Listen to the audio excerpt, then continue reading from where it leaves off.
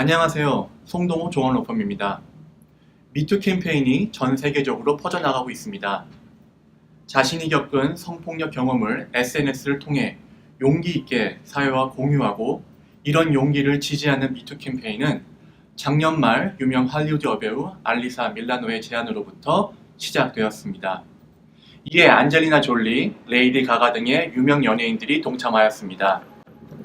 이렇게 미국을 강타한 미투 캠페인은 유럽과 중동 여러 나라를 거쳐 지금은 대한민국을 들썩이게 하고 있습니다. 그 시작은 서지현 검사였습니다. 법을 수호해야 하는 조직인 검찰 내에서의 성추행은 모두를 경악시키기에 충분했습니다. 그리고 서지현 검사에 대한 지지가 이어졌습니다.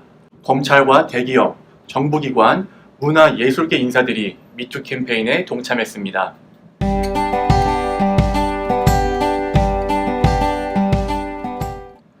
미투 캠페인은 분명히 긍정적인 사회현상입니다. 성폭력 피해자들의 목소리를 전달할 수 있는 창구 역할을 해주고 있습니다. 하지만 이는 단지 시작 단계일 뿐입니다.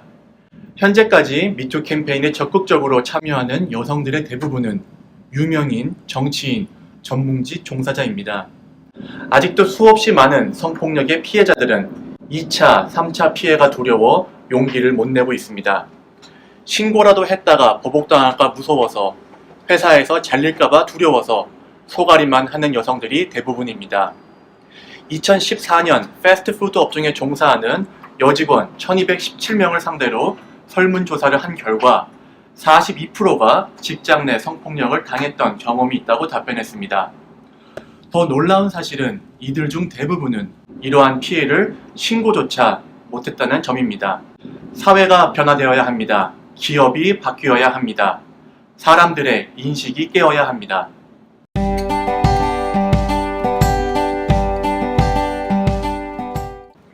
성폭력의 범위는 굉장히 넓습니다. 신체적 접촉 없이도 성폭력은 발생할 수 있습니다. 때로는 피해자조차 자신이 당한 행동이 성폭력인지도 모르고 지나치는 경우가 있습니다. 그렇기 때문에 성폭력의 정확한 의미를 아는 것이 중요합니다.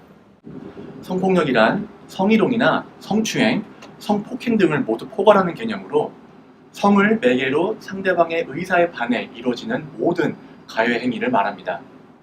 원치 않는 신체적 접촉은 물론이거니와 성적인 제한, 성적인 눈빛 혹은 곁눈질, 외설적이거나 성적인 농담, 성적 발언, 모욕, 장난, 성적으로 불쾌한 몸짓, 성생활에 대한 거슬리는 질문 등이 모두 성폭력에 해당합니다. 예를 들어 보겠습니다. 전자기기가 발달한 요즘에는 직원들 사이에 모바일 메신저로 대화하는 경우가 많아졌습니다. 그런데 이런 메신저를 통해 여직원에게 야한 농담을 건넨다거나 성인 사이트 주소, 야한 사진이나 동영상 등을 보낸다면 어떨까요? 당연히 성폭력입니다.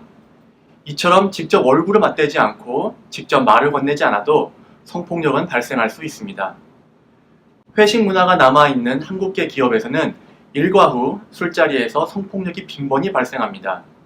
술에 취해 이성 직원에게 강제로 러브샷을 요구한다거나 신체 일부를 만지는 행위 모두 성폭력에 해당합니다.